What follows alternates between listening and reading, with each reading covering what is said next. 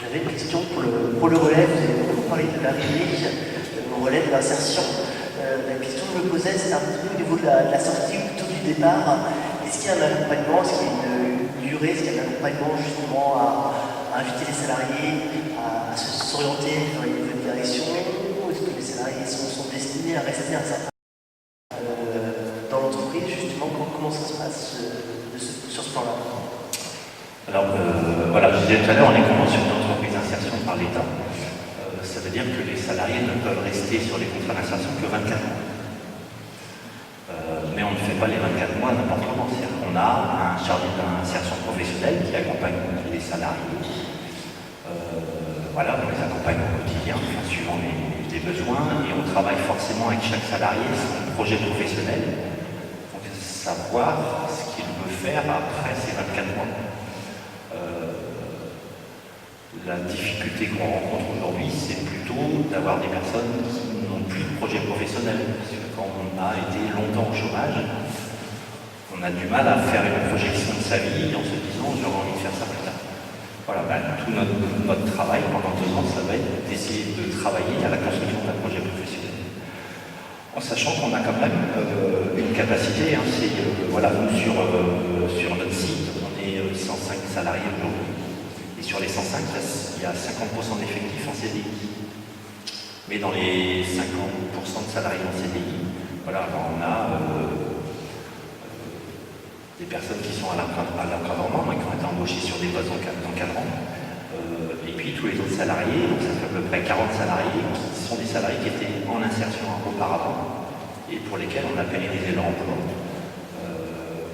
Alors, pour certains, parce qu'ils n'avaient plus de projet professionnel, pour certains, on vient de le faire là il y a quelques temps, parce qu'on a un salarié qui a 58 ans à la fin de son parcours d'insertion, il doit travailler encore 2 ans. Si on le renvoie sur le marché du travail, même si il n'a plus de projet professionnel, même si à un moment on disait, voilà, quand on a insertion, c'est 24 mois, il faut repartir sur le marché du travail, il n'y a pas un employeur qui va l'embaucher à 58 ans. Donc ça veut dire qu'on a pris la décision de lui signer un CDI et de l'accompagner jusqu'à son départ en retraite à 60 ans. Et en sachant que forcément, son poste n'est plus aidé par l'État. Donc c'est notre vrai risque financier et c'est en ça où il faut qu'on travaille à l'équilibre économique de la structure. Voilà. Et puis on a des salariés qui font le choix aussi de rester dans la structure et qui demandent parce qu'ils ne veulent plus repartir sur le marché du travail en disant j'ai trouvé ma place là et j'ai envie de me mettre au service des nouveaux qui vont rentrer. Donc du coup on va signer un CDI. Et puis on a des salariés qui ont un vrai parcours, un projet professionnel sur lequel on va travailler, on va les accompagner. On va mettre en place la formation, la formation qu'ils souhaitent pour aller sur le métier qu'ils veulent exercer. Et on va les accompagner jusqu'à la fin de leur formation, jusqu'à la fin de leur 24 ans.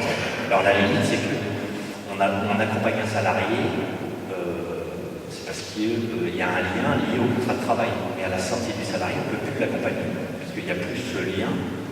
Du coup, il a toute sa liberté, puis c'est normal. Voilà. Mais on a des salariés qui, même après leur parcours d'insertion chez nous, demandent à ce qu'on continue à les accompagner pendant toute leur recherche d'emploi après avoir fini leur formation. Voilà. Sur les taux de réussite, on a des obligations légales, parce qu'on ne touche pas des subventions de l'État sans rendre des comptes à l'État français. Voilà, on a une obligation légale d'avoir un retour à l'emploi de 60% des salariés qui sortent. Mais ce retour à l'emploi est calculé à 1 mois de la sortie. C'est-à-dire que, voilà, on doit justifier 1 mois après la sortie la situation du salarié. On travaille avec Pôle emploi et on doit faire 60%. Là, on fait plus de 60% de sorties positives. Voilà, de salariés qui sont partis sur une formation qualifiante, sur un CDI à l'extérieur ou sur un contrat supérieur à 6 mois.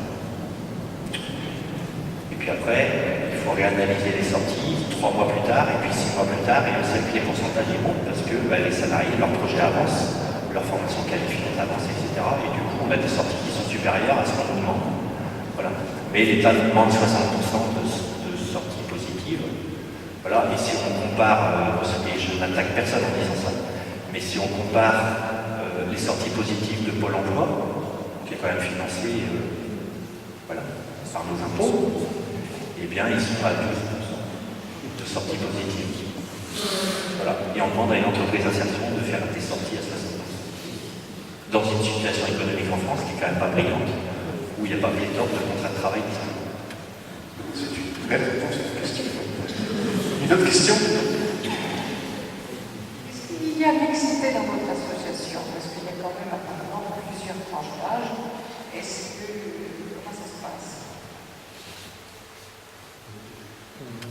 Ouais, je pense qu'en fait les deux réponses sont possibles. Là, voilà, comment se vivent les différents stages, hommes, femmes, différentes situations à l'Arche.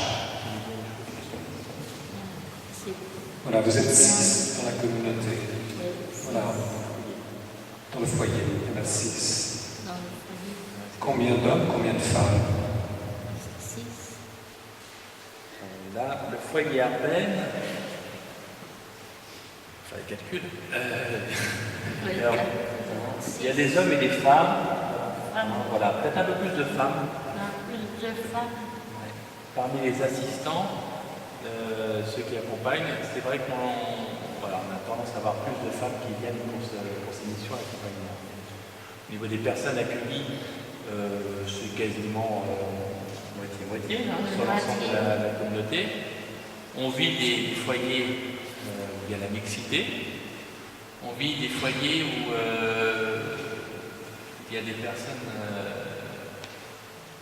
de tout âge, donc ça va de 20 ans jusqu'à aujourd'hui 66 ans. 66 ans.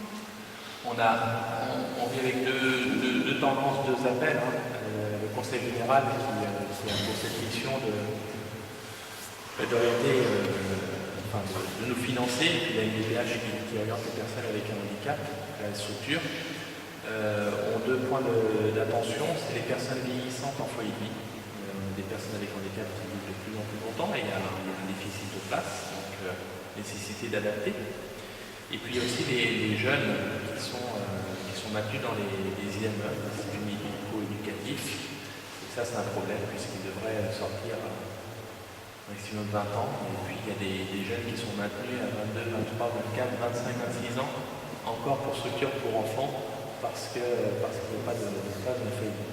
Donc on a été là avec le foyer Arben, il y a une forte demande. Il n'y a pas vraiment le choix, en même temps c'est pas gênant en soi, mais d'accueillir 6 jeunes qui sont dits en situation de moment coton, c'est-à-dire qui étaient encore en situation IME, alors qu'ils étaient accéder à un foyer. Donc ça a amené dans la communauté 6 jeunes personnes, là où on avait aussi une tendance à la communauté un peu vieillissante. Mais c'est multi-âge, et puis finalement ça profite à... on aime bien cette mixité. On aime bien. Est-ce que tu aimes bien les jeunes assistants, toi? Oui. Des fois, ils vont vite, ils écoutent de la musique un peu fort. Oui, un peu fort. Des danses un peu bizarres. Un peu bizarre. Mais ça va quand même? Oui, ça va. Ouais. Voilà. Je voulais juste dire pour la juste la mixité chez nous. On a 50% d'hommes et 50% de femmes en moyenne. C'est très équilibré. Et sur le public accueilli, le plus jeune a 18 ans et le plus vieux a 60 ans. Donc il prépare son départ en retraite à la fin de l'année. On a quelques retraités déjà partis. Voilà, et quand je dis le plus jeune à 18 ans, c'est parce qu'on peut être chômeur de longue durée à 18 ans. Puisqu'on peut quitter l'école à 16 ans. Dans la réalité, c'est 14 ans. Donc on a des jeunes accueillis chez nous à 18 ans qui sont déjà chômeurs depuis 4 ans. Et voilà. Alors officiellement depuis 2, parce que c'est à 16 ans, mais en réalité ça fait 4 ans qu'ils ne font rien.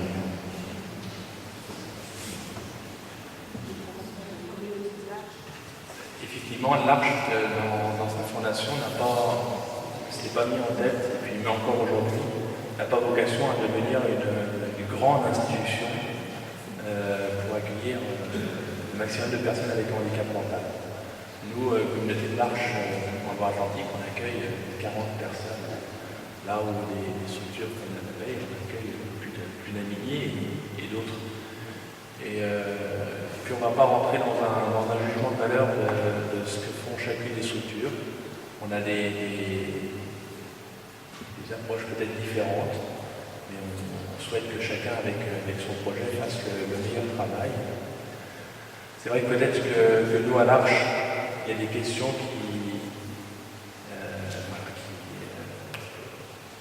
qu'on brasse, qui nous semblent importantes, qui sont moins regardées ailleurs.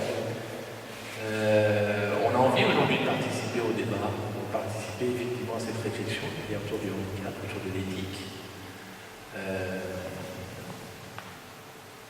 mais vraiment de participer au débat. Enfin, faut rester modeste. Le projet de marche, on peut témoigner, on vit quelque chose d'extraordinaire. Enfin, je me sens à l'aise de dire qu'on vit des choses belles et riches. On se trompe souvent aussi, il ne faut pas non plus idéaliser.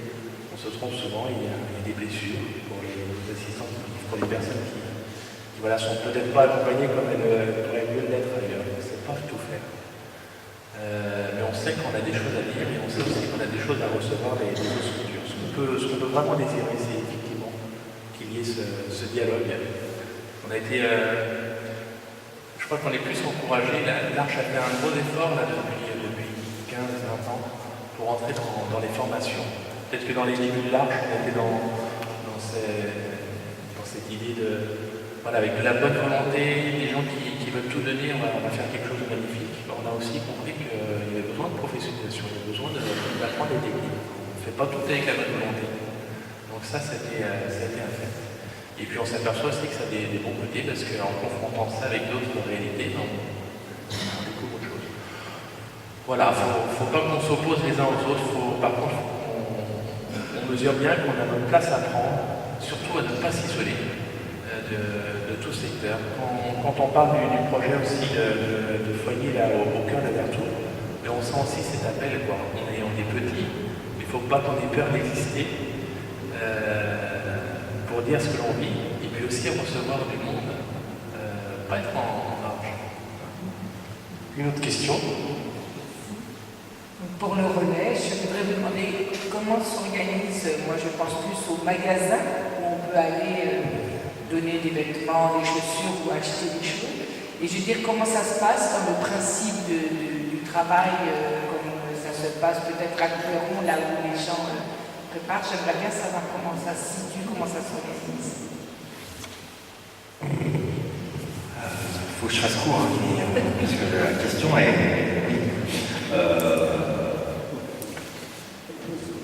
si vous voulez visiter, il faudra venir visiter. Non, jamais visiter. C'est une première réponse. Mais voilà, je vous ai parlé des castors. Alors on a un secteur collecte qui collecte tous les jours. On a des conteneurs, voilà, on a 1300 conteneurs un peu plus posés aujourd'hui. Tous les jours on collecte le conteneur, ils sont tous collectés au minimum une fois par semaine. Voilà, toute la collecte arrive tous les jours à notre centre de tri à Coulomb. Après, ils rentrent sur le centre de tri, donc c'est là où on va trier à peu près 15 tonnes par jour. Et puis tous les vêtements vont être classés par type. Alors quand je dis classés par type, on va récupérer les vêtements qui vont partir en recyclage, les vêtements qui vont partir dans nos boutiques de vêtements d'occasion. Donc c'est ce qu'on appelle la crème, c'est le plus beau vêtement portable immédiatement, propre, en bon état, encore à la mode. Voilà, on a une partie des vêtements qui partent à l'exportation, notamment sur nos 3 relais en Afrique. Et puis on récupère des fibres, enfin on récupère des matières qui font du chiffon d'essuyage. Voilà. L'ensemble des catégories triées, c'est 115 catégories de vêtements. Voilà, alors quand vous regardez votre armoire, on dit voici les 115 catégories, mais si il y a 115 catégories de vêtements dans notre tri, voilà, on pourrait même en faire plus. C'est parce que, quand on pression, il va falloir reclasser parfois tous les produits. Si on prend les pantalons, c'est 30 catégories de pantalons existantes, entre les pantalons hommes, femmes, les pantalons en coton, les jeans, et les jeans, et voilà, on les reclasse par taille. Donc voilà, c'est cet ensemble de choses qu'on va faire sur l'ensemble des vêtements. Puis après, c'est conditionné ou pour les boutiques ou pour l'exportation avec des presses à textile qui vont remettre. Après, on a des problèmes de transport. Donc, du coup, les vêtements sont comprimés dans une presse. On a une presse qui presse à 120 tonnes, qui nous permet de faire des balles, qui nous permettent de mettre dans des signalements de 25 tonnes. On peut charger 24 à 25 tonnes dans une semaine. Donc, il faut qu'on charge 25 tonnes parce qu'il y a un coût de transport et donc il faut charger le maximum pour réduire le coût de transport. Si on ne mettait pas les vêtements en presse, on mettrait 12 tonnes dans un superport pour le même coût de transport. Donc, il faut optimiser. On a du matériel pour optimiser au maximum. Mais voilà, je vous le dis très rapidement, voilà, on a un atelier de coupe de chiffon, on fait partie des dernières entreprises qui coupent du chiffon en France, parce que l'activité peu rentable, elle n'est pas rentable, mais en même temps on la maintient, parce qu'on fait un pas, parce que c'est une création d'emploi. Et par contre, tous nos concurrents font couper en Tunisie, parce que la main-d'œuvre, elle est à 200 €, le SMIC c'est 200 €, 150 à 200 € par mois. Donc c'est des fois plus rentable de charger un container dans un bateau pour la Tunisie, de faire couper là-bas parce que la main-d'œuvre est pas chère. Et bien notre pari, c'est de dire que Il y a une très bonne manœuvre en France et il y a des gens qui ont besoin d'avoir du boulot. Donc il faut le garder. Une question pour l'Arche. Tout d'abord, une conviction, effectivement, ce que vous avez dit, et moi j'ai visité beaucoup la page, qui est une association handicapée, de personnes en situation de handicap. Effectivement, on a souvent l'impression, du côté des grandes associations, que l'Arche est un petit peu un cocon. Et il y a des choses qui ont quand même beaucoup évolué. Hein. Il y a 10 ou 15 ans, une rencontre entre la page et l'Arche me semblait impossible. La page, ça a été fondée par la MGEN, la FAL, les syndicats d'enseignants de l'école publique. Eh bien, il y a 1 an, 2 ans, dans le cadre du festival Handicap, qui est animé par la page, il y a eu une rencontre sur la base du film L'épreuve des mots, qui a été tourné à l'Arche, hein, et un débat sur ce sujet. Et effectivement, je crois que ce genre de rencontre est très profitable pour tout le monde et nous avons tous à nous enrichir. Mais ma question n'est pas celle-ci, mais c'est une question aussi d'ouverture.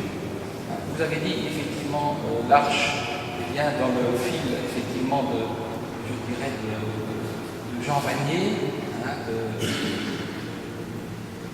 de sa philosophie et de sa spiritualité. Mais vous avez dit effectivement qu'il y avait une vie spirituelle importante à l'Arche, notamment par les célébrations qui sont proposées. Mais est-ce que vous avez des liaisons avec les paroisses? Parce que souvent il se vit des choses au niveau des paroisses et c'est sur les lieux, sur les territoires, et c'est complètement étranger, je dirais, à la communauté paroissiale qui finalement ne partage pas ce que vous vivez. Alors, je vous rejoins pleinement sur tout ce que vous avez dit. Déjà sur la première partie de votre propos, le lien avec la page, le lien avec l'ADAPEI. Je pourrais citer 2 exemples aussi de collaborations qui ont été extrêmement fructueuses pour nous. L'ADAPEI qui a œuvré pour nous l'année dernière dans la proposition du colloque Fragilité Interdite. On était extrêmement heureux de les avoir de côté. On a ouvert sur des visites, sur des lieux de l'ADAPEI, et c'était extrêmement riche. Des choses que nous on ne fait pas et qui ont vraiment de la valeur. On peut dire plus bien de ces choses-là, et puis aussi une initiative où, avant même d'avoir le foyer Armel, on avait une maison qui était vacante. On a mis à disposition de l'ADAPEI qui avait besoin de loger 12 personnes en urgence. Et c'est des collaborations un peu inattendues faites par les circonstances et qui ont été extrêmement profitables. On a vraiment besoin de nourrir ces liens. On les crée, on les nourrit, les circonstances les produisent avec les structures. Et c'est exactement la même chose avec les paroisses. Enfin, nous, on s'enrichit énormément de ce lien avec la paroisse de Vertou. Vertou qui comporte 4 clochers, hein, Vertou, la Effacia, Saint-Fiacre et Château-Thébault. Et on est toujours heureux d'être membre participant d'animation de messe, ou simplement paroissien, parce qu'on n'a pas toujours besoin d'être mis dans ce que fait des projecteurs. Enfin, on peut être comme tout le monde. On a la chance d'avoir dans notre diocèse un évêque, Monseigneur Jeanne, qui est très soutenant de la fragilité de l'Arche, et parmi tout ce qui met en avant les plus fragiles de nos sociétés. Donc on se sent aussi envoyé. On a été invité ça fait plusieurs années avec la BPH, qui est là, elle pourra en dire un mot, d'accompagner le pèlerinage diocésain avec le groupe des Compagnons de Bernadette, qu'on a rejoint il y a 2-3 ans, et on vit des moments merveilleux en participant au diocèse. Oui, il y a vraiment de belles choses à vivre avec les diocèses, avec les paroisses, et puis toujours dans cette même optique de la réciprocité. On donne et on reçoit. Et ça, c'est vraiment important. On porte témoignage, mais on s'enrichit vraiment. Pas du tout intérêt à rester dans notre